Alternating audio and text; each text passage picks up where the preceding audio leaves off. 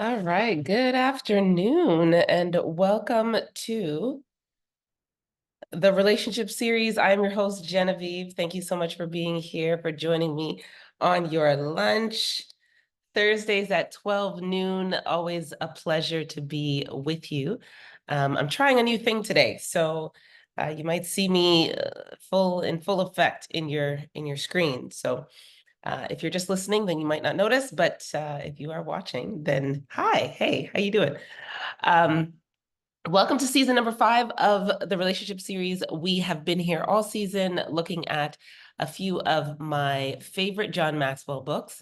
And the last few weeks, we've actually been looking at put your dream to the test, looking at asking ourselves questions about the dreams that we've had, that we've laid aside, that we've perhaps given up on, that have propelled us forward or compelled us to move. And we've been asking ourselves some serious questions about them. So here at the relationship series, we have transformational conversations that help us to revolutionize our relationships. So we talk about all things relationships. I'm your friendly neighborhood sister girl with the sister locks, Genevieve. I'm a therapist by trade. I'm also a coach, and really just a passionate person about this particular area of our lives. You'll often hear me say that I believe we were created for relationships. And so our relationships determine the quality of our lives. And the vision here is to share with people how to pursue connection over currency as the main source of value, fulfillment, and joy in our lives. So pursuing quality relationships over money or material things. And we're very adamant about it. We're very informal about it. We have conversations. I'm interruptible, so feel free to post in the chat, to turn on your mics and speak, as well as to throw a hand up as well and share from your personal perspective, because that's how we learn and that's how we grow and that's how we gain more insight and more information about how we can improve our relationships. So today we continue to ground ourselves in Put Your Dream to the Test. We went through questions 1 through 7 in the first 2 rounds, and we'll be looking at questions 8 through 10 today. So let's jump in. All right, agenda, we're going to review questions 1 through 7. And so when we're reviewing the questions, what I want you to do is think about the dreams that you've had in your own lives. And confession is good for the soul. So I didn't have such a great appreciation for this whole dream thing before I read this book again. So reading Put Your Dream to the Test again and asking myself these questions and in a serious way actually had an interesting effect on me.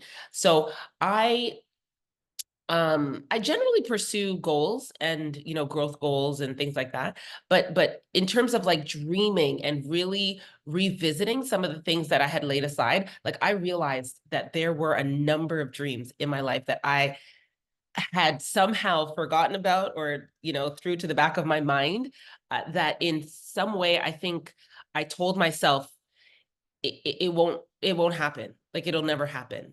And so this last few weeks, reviewing some of these questions has really like stirred things up on the inside of me. And it's been a little bit uncomfortable, to be very honest.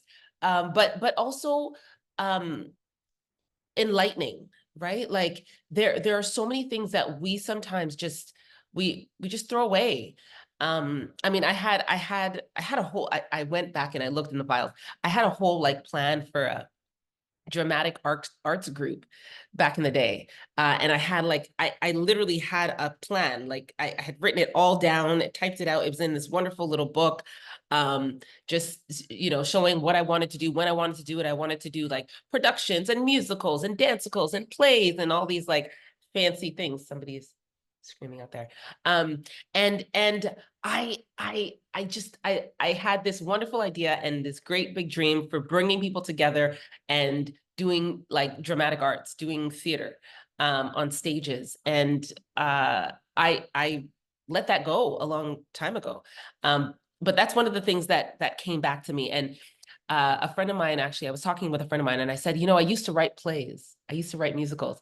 And she said, You used to. What do you mean you used to? Like, you still write them. You just haven't written one in a while. And I was like, I never thought about it that way, that way at all, but I guess we go through sort of phases in life. So yeah, doing this work has been really cool to revive some of these dreams that I've had on the inside of me, sort of bouncing around, that I've suppressed or let go of. um Another one was, so yeah, you guys might laugh at me on this one, but I some of us want to be life coaches. When I was growing up, I actually wanted to be a wife coach. Very, very, excited about like marriage and all this stuff. And I remember someone said, you can't be a wife coach because you're not a wife, for one. You've never been married. How you gonna coach wives if you've never been married? And I was like, okay, when I get married, I'm gonna start doing the work. I'm gonna be a wife coach when I get married. I got married, and of course I got divorced. And so then it was like, well, can you really be a wife coach if you got divorced? I mean, maybe not. And so the dream kind of got set aside. And even though I love relationships, and of course we're talking about revolutionary relationships here, the idea of becoming a wife coach, like I totally threw it away. I was just like, I failed at my marriage. What are wives going to learn from me? That kind of thing. But in doing this work the last few weeks, I'm like, wow, that was actually a really serious dream of mine. Like, I actually wanted to work with wives to enhance their experiences in marriages. And I let that dream go. So this has been really cool for me personally. Just really uh stirring up some of those dreams, and beginning to think about them in viable ways again. So I'm glad we're spending time on this. I hope you guys are too, and I hope that it's helpful for you in some way. And yeah, we'll jump in. We'll do some review, and then we'll look at the last few questions. All right. So questions 1 through 7. So we had the ownership question. So the ownership question was, is my dream really my dream? Right. And I kind of interchanged, I guess, dream with relationship dream, because I was kind of thinking about this in terms of our relationships, and relationships are the basis of what we do and how we live. So I was kind of thinking about it in that way. Like, are my relationships my own relationships? Like, am I doing relationships the way that I want to do them, or am I doing them in a way that the status quo or society or cultural messaging or my parents, or am I doing it in the ways that they told me to do them? Am I following a script that's not my own? So I started thinking about it in that way. So maybe you guys can also think about it in that way when we ask these questions. So ownership is the first question. Is my dream really my dream, or are my relationships really my relationships? Clarity. Do I clearly see my dream? There's a scripture in the Bible. It says, write the vision, right? Make it plain upon the tablets so that when people see it, they'll run with it. And the idea here is to make it tangible, to make it known, to make it seen, to make it real and concrete. And so do I clearly see my dream? Like, can I draw it? Can I write it down? Or have I written it down? Have I drawn it? That kind of thing. So that's a question we have to ask. And do I clearly see my relationships? Even that is a question we need to ask, because sometimes we kind of just go about doing life autopilot in our relationships, and kind of behaving in ways and having approaches that we've learned by default, perhaps, or by survival.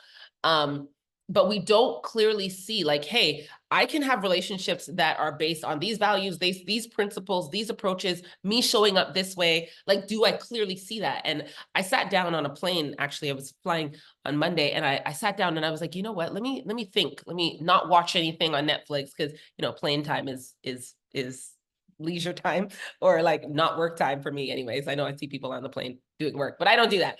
I do nothing on planes. Okay, I watch TV.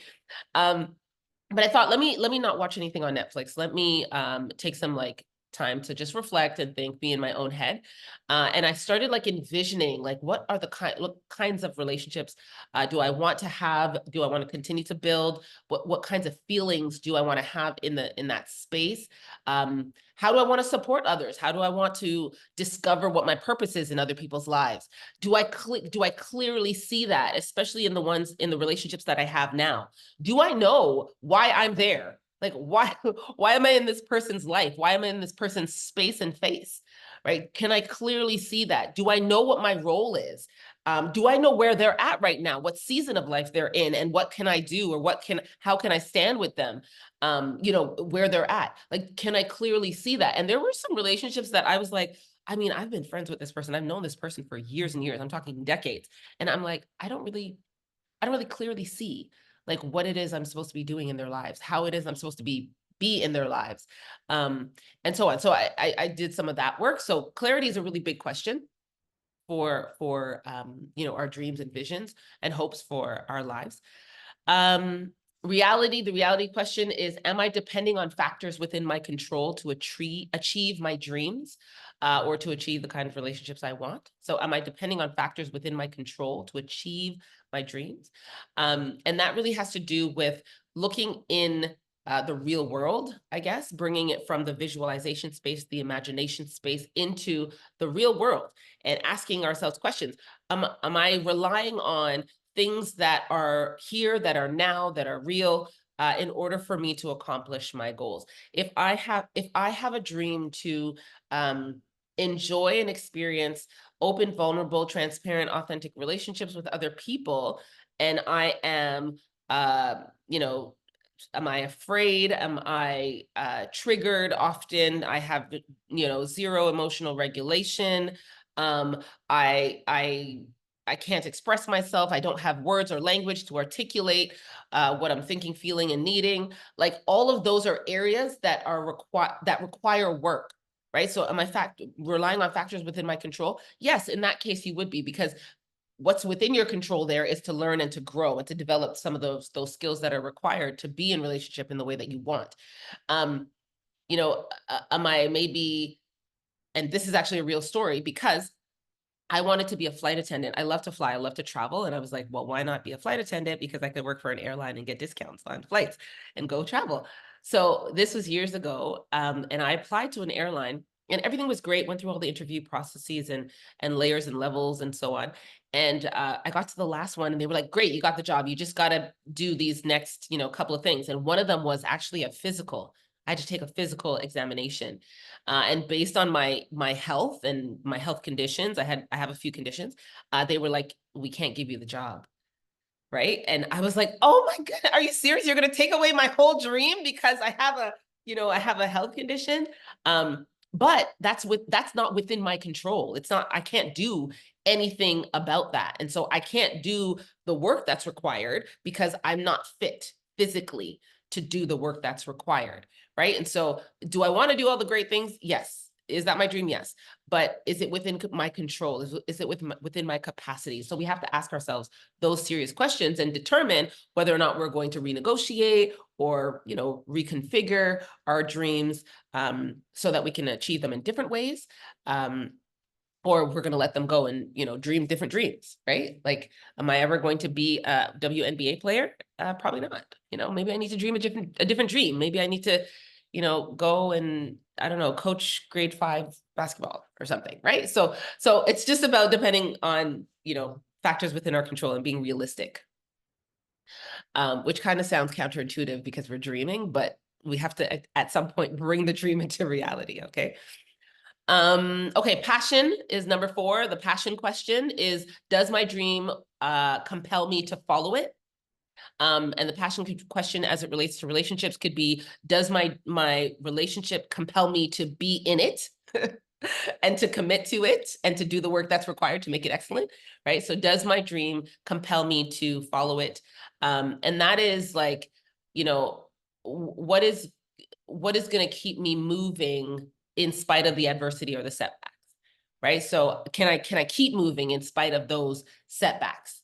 And when I'm faced with a disappointment or something unexpected or what have you, like, am I going to keep going? Does my dream compel me to keep moving? And so if it's not moving fast enough, if I'm not accomplishing things in the timeline that I wanted to, if I'm not, I want to write a book and I want to publish and release by December. Well, if it's December and you didn't release it, or I don't release it, am I going to keep going?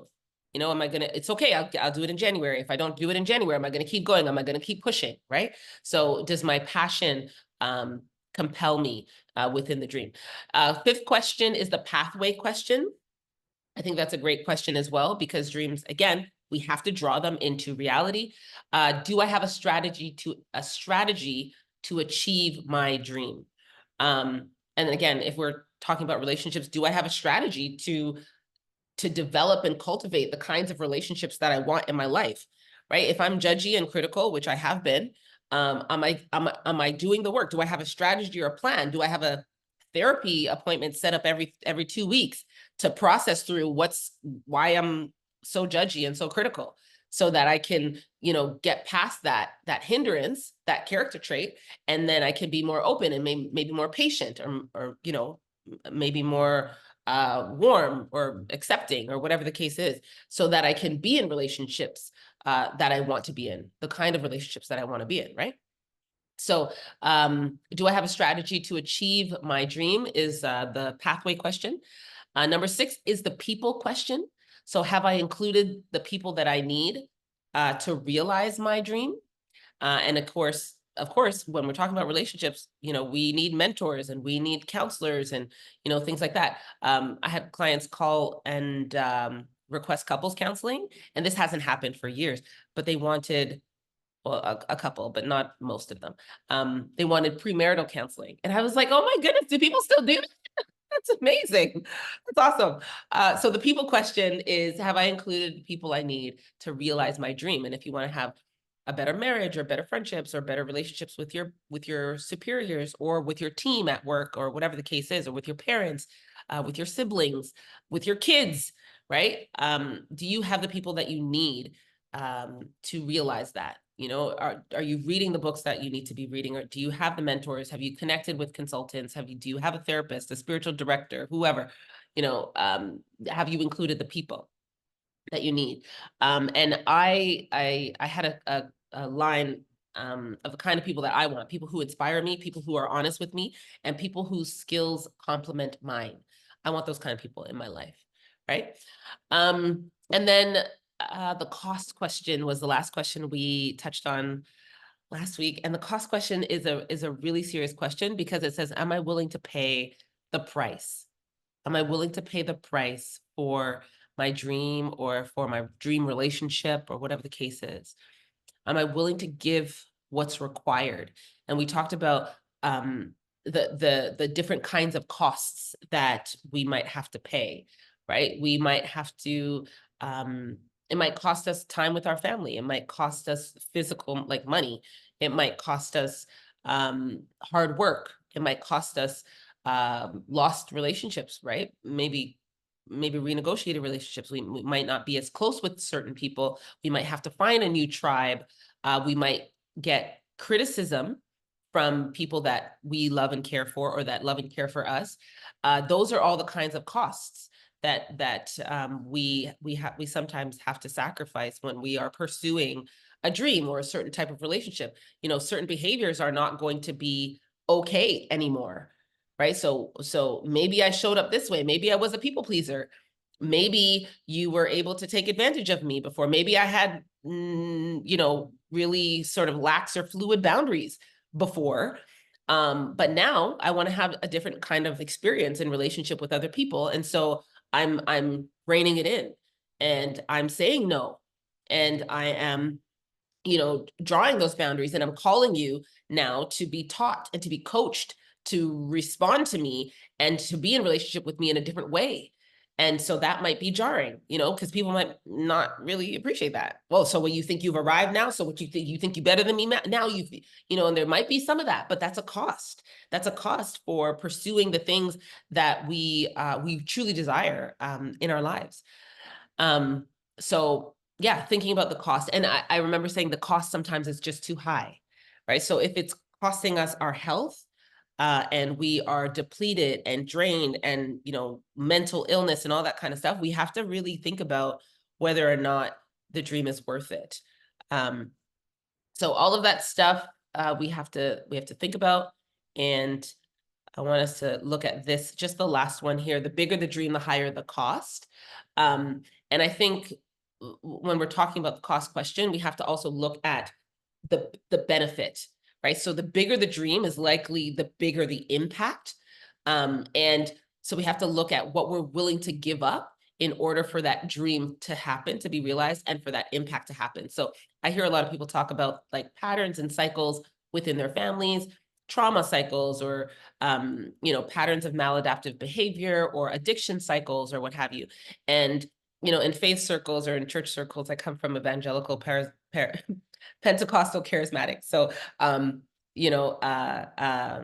what do they call them? Generational curses are very popular, right? So they'll say generational curse. I'm breaking the generational curse in my family, and I'm going to be the one to go to school and get a degree or higher education. I'm going to be the one to stay married. I'm going to be the one, I'm going to be the one to stop the cycle of addiction or violence or abuse or whatever, right? And so when we look at what the dream is, we're looking at the idea, right? Like, what is it that you see that you want? And then know that there's going to be a higher cost, because you're going to have to unlearn a whole lot of things that have been present in your generations in order for you to show up differently.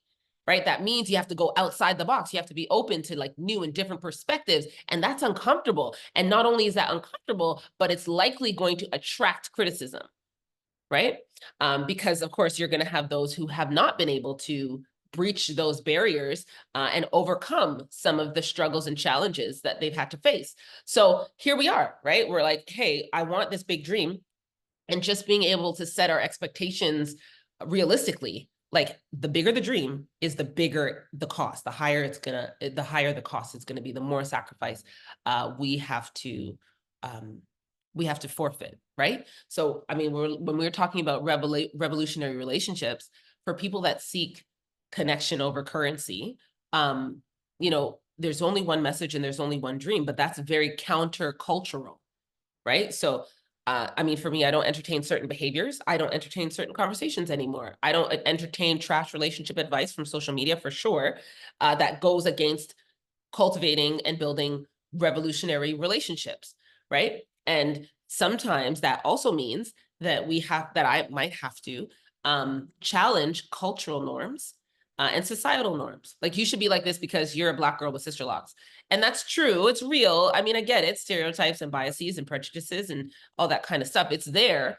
But am I willing to stand? Am I willing to, am I willing to maybe stand my ground and draw some of those parameters and decide, hey, I'm going to show up like this, regardless of what kind of energy I have coming at me. So, this could mean, I have a dream that one day, I will feel deeply connected, a deep sense of belonging. I'll be able to have limitless love for other people and forgive them and not hold grudges against them. And because I still hold back, that's the truth. I do, especially when people have hurt me, perceived or otherwise, perceived or intentional. But I want to be able to get there, to forgive freely and to apologize quickly and to release and to, accept and hold accountability and express myself and all that kind of stuff. But there's a lot that goes into that. So I want us to just be thinking about it in terms of like how big our dream is and what we have to give in order to get there. All right, that's our review. So let's look at the last few questions.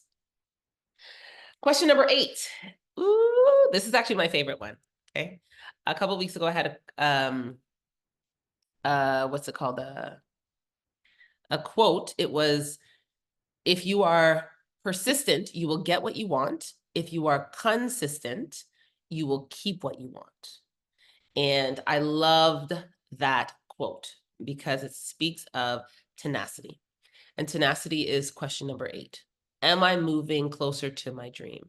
To be tenacious is to be moving in the direction of your dream, in spite of perhaps what we might call setbacks, adversities, challenges, barriers, obstacles, things like that. Okay. Okay, let's see. How can we do this? Improving our vocabulary is 1. Moving forward when everything isn't perfect is 2, and changing our thinking is 3. So let's unpack this a little bit. When we talk about tenacity, we're looking at like the idea of being like determined, the idea of being of continuing in spite of, right? And consistency is the absolute key. So just keep going is the plan. I think it was was it no Dory or Dora, one of those, I can't remember, but it was the little fish finding Nemo and his little fish friend, and she was lost, and it was like, just keep swimming, eventually you'll figure it out or find your way. And it was consistency. That was the key, or the messaging there, right? So tenacity requires that consistency. And I remember this was a book years ago. We were discussing, I think I was probably in like just a conversation or a workshop, and they mentioned this book. It was a book by Angela Duckworth, and she wrote a book called Grit. Grit. I love that word. Just the word itself is just so raw. Like, yeah, grit, right? But it was about the power of passion and perseverance. And she talked about like grit being the combination of this passion and this ability to persevere in spite of the odds. And it had to do with like what goes through your head when you fail, when you falter, when you fumble, when things don't go the way you want them to, right? Like what happens? And what happens when that happens, what happens in your head when that happens is what makes the difference between those who get up and those who stay down, those who let go and those who keep going, right? And like that courage and that resolve, that like strength of character to keep going has to do with what you say to yourself in that moment, right? And it's a skill because it can be built. It can be practiced. It is something that we can keep doing over and over. Like we can actually learn to tell ourselves, hey, you know what? You failed. Hey, what can we learn here? You know, or we can actually do the work of improving our vocabulary, which means that we actually change our not our perceptions, we change our declarations of what things are and what things mean, right? So some people will say like, I don't fail, I learn, right? So even just taking that experience and redefining it, reframing it in our minds, it translates differently. And in our bodies, it translates differently. Because if I'm learning, it's something exciting, it's something exploratory, it's something that feeds my curiosity, right? I'm gaining something. If I'm failing, it's kind of like, oh man, that sucks, right? So even just improving our vocabulary to say the things and say the words and frame our experiences in ways that are empowering, that are life-giving, you know, that fuel our perseverance and our grit and our passion, right? Like all of that is so important to this question of being tenacious, right? Of tenacity. Am I moving closer to my dream? So improving our vocabulary means speaking like dream words, right? So instead of I can't, I can, right? Comment, chat. Who are we? Where are we? Life is a learning experience. Yes, exactly. Exactly. And when we see it like that, like I've heard people literally say, like, my life is cursed, I'm so unlucky.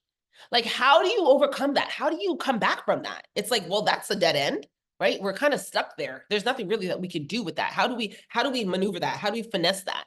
Right? But life is a learning experience. That means everything that comes, every challenge that we face, everything that happens to us, everything that we do, every choice that we make is an opportunity to learn, right?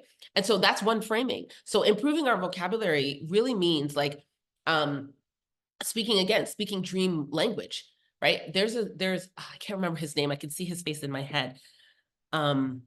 I'll get the name, but he's a proponent of interpersonal neurobiology, and he does studies with what happens between people when certain words are spoken, right? So he'll do like just sort of mass experiments with groups of people, hundreds of people. And, you know, he'll be like, hey, close your eyes. Okay, he's going to say, you know, a few words, and then he's going to be like, hey, what did you feel and sense when I said those words? And time again, this is proven, it's evidence-based, right? These are research studies from hundreds of years, hundreds of times over, right? So this is human stuff.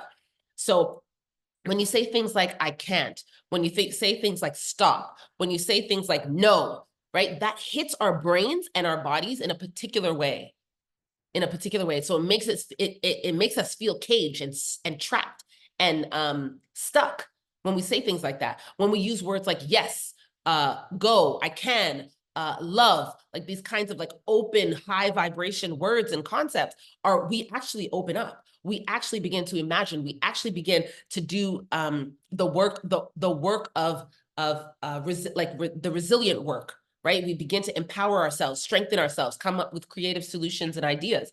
And so that speaks to the power of words, right? There's a scripture in the Bible. It says, life and death is in the power of the tongue, right? So we can literally speak life and speak death to ourselves and to others and to our dreams, right? So improving our vocabulary can literally help us to be more tenacious, right? To help us to move towards our dreams. I'm going to revive that dream. I'm going to actually revisit that dream. Actually, that is possible, right? The Wicked movie came out. I went to see the Wicked movie the other day.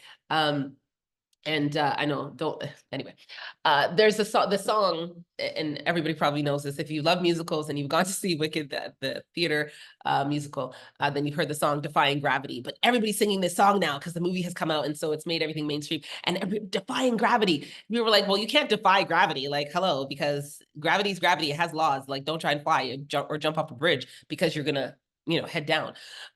But the idea is that if I can dream it, I can make it possible, right? Planes weren't in existence, hundreds of years ago. We've defied gravity by tapping into the laws of aerodynamics. And so there might be another way. And so vocabulary is another way for us to access different approaches to pursuing and accomplishing and achieving and moving towards our dreams. Okay. Moving forward when everything isn't perfect. Listen, I've heard mothers say this. If I waited for the perfect time or for myself to be ready to have a child, I would have never had a child. And then, but I love my children and I'm so happy I had children. So I've heard mothers say this, and it reminds me of this idea, right? In order for us to have tenacity, we have to take action. Just take action. We can improve along the way. We can recover. Along the way. If we find ourselves in error or we have made a mistake, we can recover. But if we never start, if we never take action, if we don't do anything, if we are waiting for things to be perfect or for us to feel ready to begin, then how in the world are we going to be able to improve? Like, we can't improve what we don't start, right? So we have to stop waiting for favorable circumstances. We have to move forward when everything isn't perfect. Just do it, as Nike says. Fumble, falter, fail, all the things. Have fun while you're doing it as well, but keep going. Do something, right? You'll get better along the way. And, I'm a therapist by trade, so I do work with a lot of people. Therapy helps you when you're stuck. So if you're like waiting for things to get right for you to be ready, you're comparing your comparison gap and all these kind of things, and you don't start, then you're going to fall into the regret space. And the regret space is actually worse than the recovery space. So regretting that you've never done something because you think, oh my goodness, I can't start, and it's all whatever, is very different from, oh my goodness, I started something, I made a mistake, and now I have to recover and do something different or improve on what I'm doing. Right? Two very different spaces. And in order for us to experience tenacity towards our dreams, we have to be able to move forward and take action when everything isn't perfect. The last one here, and there's 3 more on the other slide, but challenge your thinking. Guys, this is so key. Challenge your thinking. It's very similar to improving your vocabulary, because what we think we will say. Right? I can tell what goes on in your head sometimes by just listening to you and letting you speak for a few minutes. So challenge your thinking. When you challenge your thinking, you can change your life. The things that cause you anxiety won't cause you anxiety anymore once you start thinking about them differently. Oh my goodness, this is a failure. I'm never going to make it. I can't do it. Right? That's like toxic thinking up here. Right? And when we start thinking, you know what, I'm going to figure this out. I don't exactly know how to do it yet, but I'm going to figure it out. I'm going to come up with something's bound to, something's bound to happen. Like I can figure it out somehow. So we have to start thinking differently. Right. And this is different for everyone. I know. I personally believe therapy is thought work. It is work on our mentalities. It's work on our frames. It's work on our schemas. It's work on our belief systems. It's all sort of in the mind work. And I get to do a lot of self-therapy because I get to talk to people every day about this. And I was sharing with you guys that I was flying back the other day, and I took some time to just reflect and go inward. And I was actually reflecting on what I call my very strong rejection response. So I say I have a very strong response to reject when I feel rejection. So this is perceived rejection or interpreted rejection or what have you. And it could be as big as like, I didn't get the job, or I didn't get the contract, or I didn't get the client's not going to go with me, to like, I might be in a conversation with friends and they cut me off. Like, all of it to me is like, it hits me really, really hard. And so I was like, okay, I have this really strong rejection trigger, so to speak. And so I've been doing work on this for years and years. I've known about it. And so I was thinking about it on the plane, and I was like, I experienced some of that. I went to the US for Thanksgiving, and I was sort of hanging out with friends and family, and I experienced it, like I felt it. And I was like, how do I do some work on this? Like, how do I start maybe thinking about this differently? And I started sort of trying to reframe. I was like, okay, maybe I can't use those terms anymore. Maybe I can think about it. Okay, well, okay, rejection triggers. Like, what does that actually mean? And I was like, okay, what are the thoughts that come up? Right. Like, and this is a real example, real life, real time. Okay. So I'm sitting down, we're having a conversation with friends, and I'm about to say something that I think is just absolutely phenomenal. This is groundbreaking. I need to share this. Right. So I start talking, and then they start talking, and then everybody's like talking over me. And I'm like, oh, like, hello, did you not realize that I had something like completely insightful and groundbreaking to say? Like, fine, you don't want to hear what I have to say, then I'll just keep it to myself. Then I'll just be quiet. Right. And I felt myself shutting down. And then I was like, but wait a minute, how rude. Like, did you not hear me speaking? Like, how are you just going to cut me off? Like, do you not have respect? These are the thoughts that are going through my head, people. I'm not even joking. Strong rejection response. And then I'm like, oh, they obviously don't care about me, and they don't care about what I have to say. And oh my gosh, the pity. And this is happening like within 3 seconds. Okay. All of this is taking place, all of the thoughts and all of the feelings. And I can sense it. And then I'm thinking, um, and then I feel myself getting upset. Like, there's like fire. I'm like, oh, you think what you have to say is more important than what I have to say?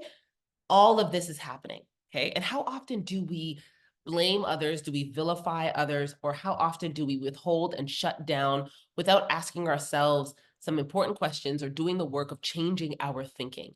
And in the moment, I was like, okay, wait a minute. What do I do? Change my thinking. Okay. So what is the value of what I have to express? Why am I expressing this? Why am I sharing this? And what do I want to do? Oh, I'm going to press through some of these emotions, some of these triggers, some of these sort of automatic emotional experiences, because in spite of the disappointment or in spite of the opposition, um, I care about being a part of this conversation, being a participant in the relationships that I have. And even though people don't act or respond in the ways that I expect, according to the script and the narrative in my head, I'm going to be able to change the way that I think about them, and the way that I think about myself, and the way that I think about the situation, so that we can have, sort of a quality experience. And so in the moment, I was like, okay, no, that, like, all of that stuff is just really not true, to be very honest. And I know that, but it's the automatic nature of it all. So I had to be like, okay, not true, not true, not true. We're out having a conversation where we're actually excited about this topic because it's a really cool topic, and everybody wants to throw in their 5 cents, right? They're just like me. We're actually all the same here. We all care about having the conversation, about sharing our opinions, about knowing one another and being known by each other. And I was like, that way of thinking, oh my goodness, is so much more empowering and so much more and what's the word? Like, refreshing. That's not the word I was looking for, but anyways, it's so much more refreshing than what these people don't want to, they don't want to hear what I have to say. And oh my gosh, oh my gosh, oh my gosh, right? So that's one example, and it keeps me moving towards my personal dreams of revolutionizing all of my relationships, right? And I know that sounds like a simple example, but it's real. It happened in real time, and it actually does affect me. And it's an example of changing the way that I'm thinking, about my life, my relationships, and my dreams. So being tenacious, again, moving towards our dreams. Let's talk about a couple of more. It's important to ask clarifying questions before emotions take control. Absolutely. And I didn't ask any questions. Not one question did I ask of them. I asked questions of myself in those moments, right? Because usually it's not about other people. Usually it's about us. And if there is a moment where we need to ask questions of others, like, hey, what did you actually mean by that? Then take the time to lean into that process. Okay, let's look at, are we still on number 8? Goodness, being tenacious. Movement attracts people. What's my note here? Resources stop the moment you stop. Okay, resources stop the moment you stop. The rule of 5, I want to tell you guys that story really quickly before we get on to number 9.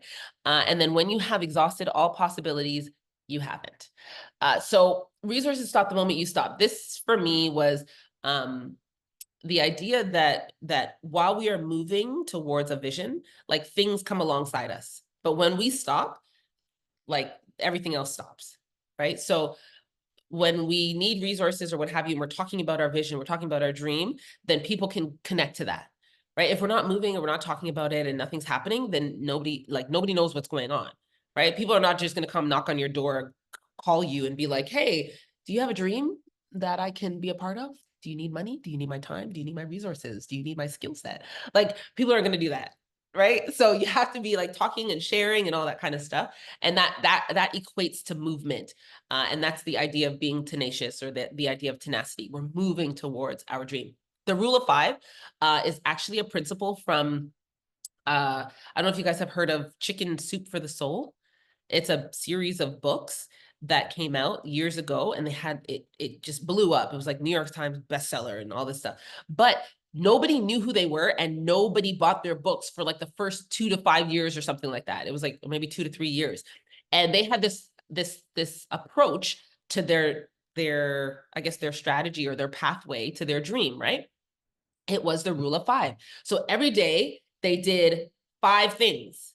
And for years, for like 2-3 years, they did this. So they would do 5 things every day. So they would do like, I don't know, they make 5 phone calls, or they would do 5 radio interviews, or send like 5 copies of the book to different people for them to review, or they would call, 5 networks to tell them about their book, or they would, have 5 companies give their books out to their employees and get their feedback. They would visit 5 bookstores or whatever. Like, they did the rule of 5. So every day they would do 5 things toward their dream, of course, of making their book series successful. And I think that helps us to keep moving. Like, do something that moves you towards your dream every day, right? If being on Facebook and IG and TikTok and all these whatever, if that's not moving you towards your dream every day, then stop doing it. If it is, then keep doing it, right? But do something toward your dream every day so that you can keep that momentum going. When you've exhausted all your possibilities, you haven't. Again, this, yeah, the Chicken Soup for the Soul, their marketing strategy was off the chain. It was crazy, and they exhausted. They had so many. Like, I read it, and there was so many things that they did. I was like, they must have exhausted their possibilities.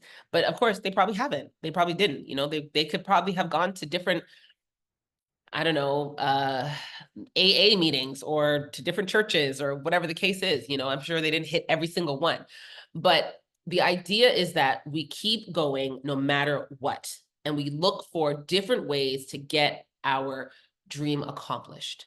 Right? I used to be a notorious starter, a notorious beginner, but now I'm like, I'm sticking to one thing, and I'm going to execute. I'm going to finish. I'm going to continue. Right. And so sometimes we need to draw it back in and be like, hey, what's our focus here? But just telling yourself that, hey, you know what? I'm not going to quit. I'm going to take one more step. And if I feel like quitting, I'm going to refer to my take one more step rule, right? So rule number 1, take one more step. Rule number 2, refer to rule number 1, right? So that idea is just being creative and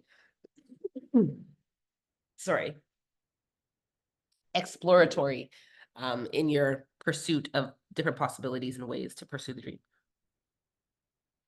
Okay. All right, let's do number 9 and 10. I'm gonna make sure to finish today. Put your dream to the test. Number 9, the fulfillment question. Does working toward my dream bring satisfaction to me?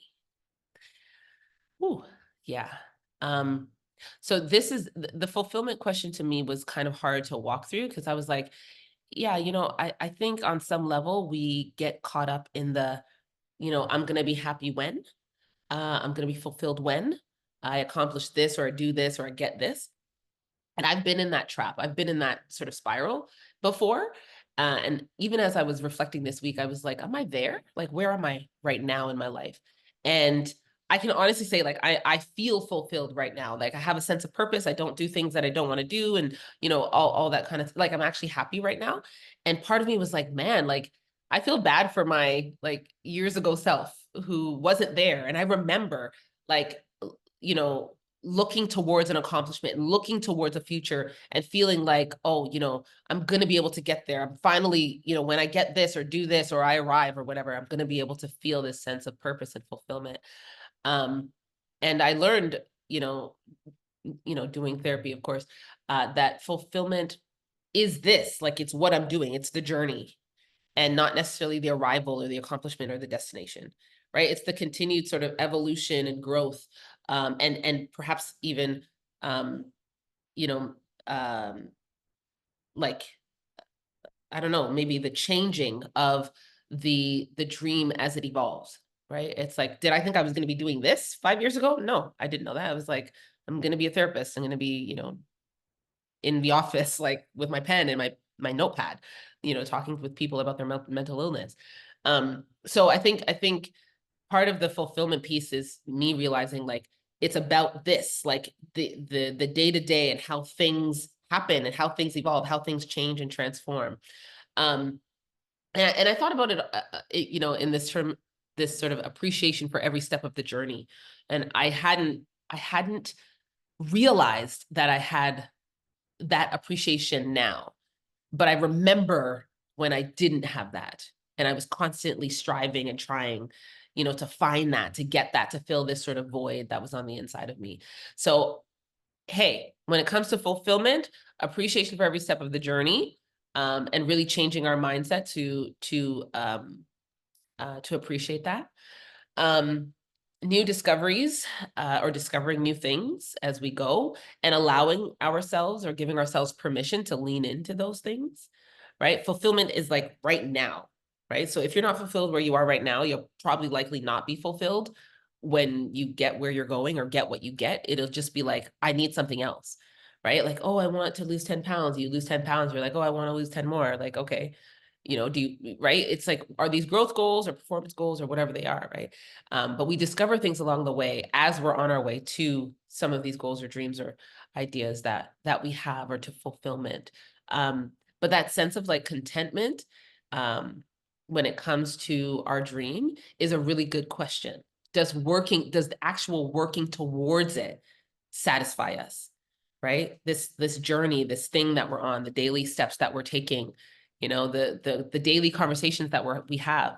Like, I schedule conversations just to have conversations about relationships, because that's empowering and satisfying to me. Jojo, gratitude and contentment are so essential. Yes, facts. I love that. Right? And that it just makes everything better. It makes everything better. I think I said this the other day. I said, so I was gonna say, I think I want to be an oak tree. Not literally, but the idea of growing too fast and knowing too much too soon can be very harmful. And so discoveries are made through process. Like, think about people who excavate for, like, bones or, like, rocks or whatever. Like, they take a lot of time. It's very meticulous work. But when a discovery is made, there's so much joy, right? And I think, like, dreams and accomplishment, like, especially big things, and relationships especially, are achieved and cultivated best, like, slowly and unspectacularly. Like, I don't know if you guys remember chia plants back in the day. It'd be like chia. You'd water it, and like 2 seconds later, it'd be like a big plant. I was like, we live in a chia generation, like where everything is like fast, everything, immediate gratification. Everybody wants things at the right now, dopamine hits, simulation, all the things, microwave, AI, like all these things, speak it and it's here, we don't even need to draw anymore. We like there's illustrations for that, illustrators for that. I want like a Black girl sitting down with sister locks. I'd have 10 different pictures in 30 seconds, so we live in that chia plant sort of space. And I think that we have to get to the point where we can appreciate like how we actually want to be. Do we want longevity? Do we want sustainability? And do we want to be oak trees? Like I want to be an oak tree. I want to be like, I want to be like sturdy, strong, like, like, yeah, sturdy and strong. I want to be, present. And that takes time. That takes time. And maturity, and all of that stuff. Maturity happens along the way, as we make new discoveries about ourselves, and so on. So last one, natural law of balance. So balance really means fulfillment is not just personal. It's also about bringing fulfillment to others. And so while we are pouring into ourselves, and the last one you'll see in just a moment, while we're pouring into ourselves, it also helps us to pour out to others. And so that's the law of balance. We're doing it for ourselves while we experience fulfillment, but we're also doing it for others. It includes others as well. We're bringing fulfillment to others. And I thought about this as I have a friend who like plays and sings and whatnot, and does it professionally and out in different venues. And of course, there's lots of fans and so on. But sometimes, like, I'll go over to their house and, we'll all sort of just be hanging out. And he'll just like pick up the guitar, whatever time, and just start singing, like private concert. Like this guy's good. Private concert, and he just does it because he loves it. And it brings such joy and fulfillment to all of us who are present. He's fulfilling, he experiences fulfillment because he's doing what he loves, but he's also bringing fulfillment to others and joy to other people in that moment. So I think that speaks of the law of balance in that way. All right, put your dream to the test. We're going to wind up today. The 10th question is the question of significance. Does my dream benefit others? So I put does my dream benefit, and then I put others. Okay, so there's three parts of this. Myself first, others second, and then with others third. Myself, for others, and with others. Okay, so first, have you done anything for yourself? That's a good question, right? Because we have to do something significant for ourselves. The more we invest in ourselves is the more that we can invest in others, right? I mean, I'm here because I've spent the last 20 years and hundreds of thousands of dollars training in this particular area, right? And to have these conversations, to listen to other people, to cultivate relationships, and transformation, this is what I have to pour out, because that's what I spent time investing in myself to learn, right? So I think it's important for us to realize that if we don't pour into ourselves, if we don't cultivate ourselves, then we won't have anything to give to others. And we all want to have that sense of significance, significance, transcendence, so on and so forth, is part of our human makeup, right? That's how we are created. We're created for this. I mean, this relationship series was actually for myself first. That's how I started. I started with Therapist Corner. And it was really to talk about the things that were relevant to therapists, that I was struggling with, and that I thought, other therapists could benefit from having conversations on. And then, it evolved into the relationship series. And I wanted to, just sort of tend to my relationships more intentionally. And I thought, I'm a therapist and I talk to most of my clients about their relationships. Why not have these transformational conversations on an open forum, right? So this was for myself first, so to speak, and then for others, because I found it important. And I was like, maybe other people might feel the same way, because like most of my clients struggle in this area, right? So I started investing in my own growth and, changing my own mindset and my own habits and talking about these things. And then I got results. And then I found, oh, well, maybe I can encourage others with it, right? So for myself, yes. For others, second. And listen, if you haven't done anything significant for yourself, Like, don't even think about helping others. Like, when I used to say this a lot. I used to say your mental health is showing, and then somebody told me to stop saying that, because it might not go over well. But sometimes it's true. Like, your mental health is showing. So, like, if I look at your life and I don't like it, like, I don't really want to hear from you. And I'll be honest, I'll just be really honest about it. Like, if you're 100 pounds overweight, I don't want to hear, and you're not, and you're sitting down, not going to the gym, and no, I don't want to hear from you. Don't tell me anything. I don't want to hear from you. If you're hundred thousands of dollars in debt, don't tell me how to get out of debt. I don't want to hear from you until you've done it, and then you can tell me from the other side, right? If you're in debt and you're spending and you still have the habits, I don't want to hear from you.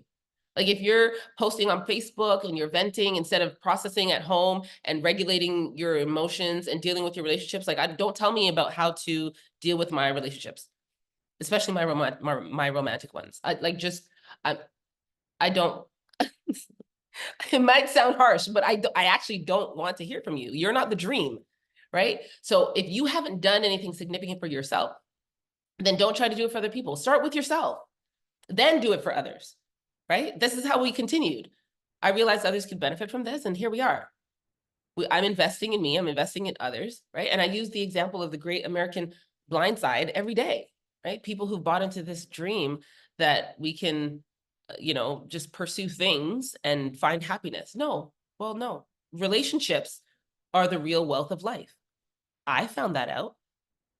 And so now I'm sharing it with others. I found that out the hard way, right? And now I'm sharing with others. So anyway, start with yourself, do it for others, and then do it with others. I'm not sure exactly how the relationship series is done with others, but except for like this and having conversations, I think this is a lot of fun. I also struggle with like the social media piece and all that other stuff. But I don't know, we'll see, right? Well, maybe like now there's hours and hours of really good content on YouTube. And I think that's pretty amazing, right? I refer clients. I'm like, hey, you don't know how to do an apology? Go watch the apology from season 1, how to give a good apology. I mean, one of the shows when we were talking about divorce turned into a whole other podcast. Like, now I do, Sam and Jen got divorced. Like this, it's evolving, it's changing, it's doing whatever it's doing. And I'm doing it with others on a larger scale. I don't know what that looks like. I'm still figuring it out. But I think it's important when we think of the bigger, I guess, bigger dreams that have been realized, the MLKs, the Mother Teresas of the world, the Martin Luther Kings Juniors, who've accomplished big things. They did it with others. They had to get, a movement going, and there's lots of movements happening, right? And so significance comes from doing things for ourselves, for others, and with others at the end of the day. All right, I think this is the last one before we close. Give me 2 minutes of your time. Okay, the significance, dare to dream.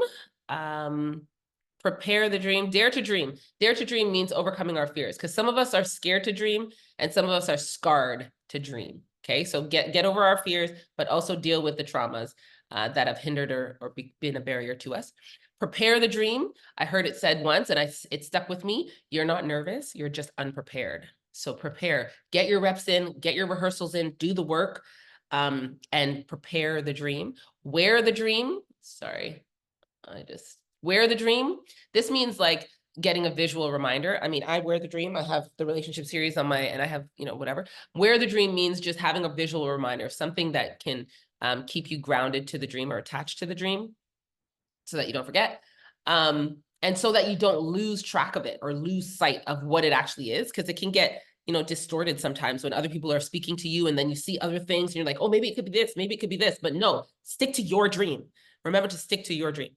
Repair the dream. So when we get off track or when, something happens, we have to learn how to recover, right? Because that's what this is all about. This is about the recovery of as well. Everything we can recover from. We can recover from anything except for children. Share the dream.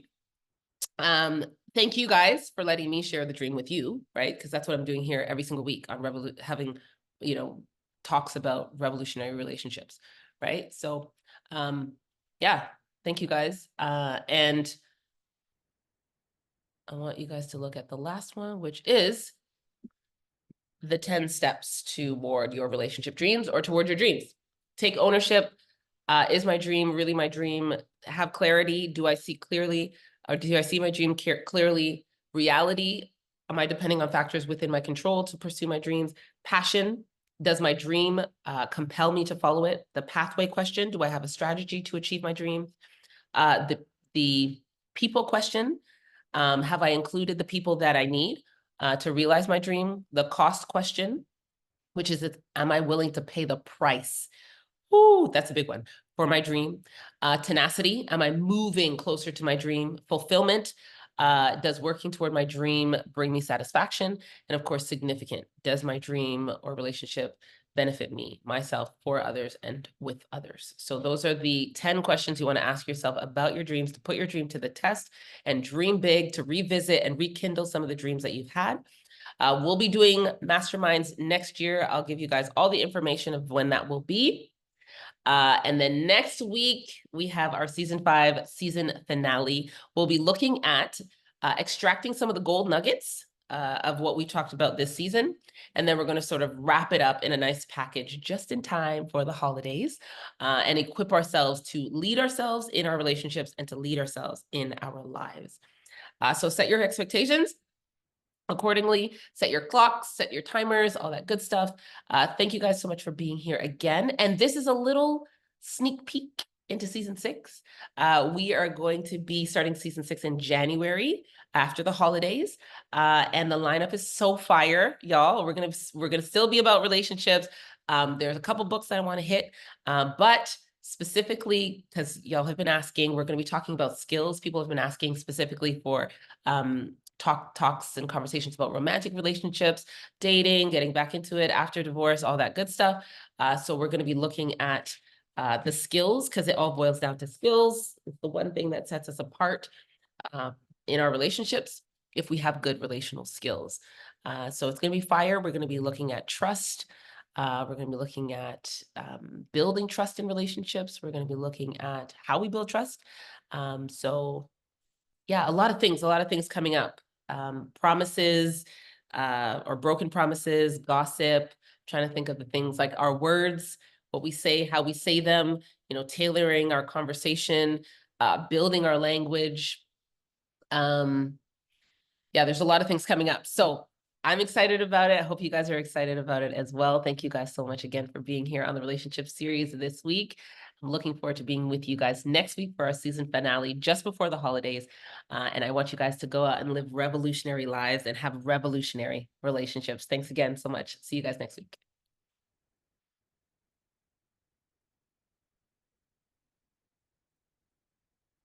All right. I'll let you guys just chill out for a while.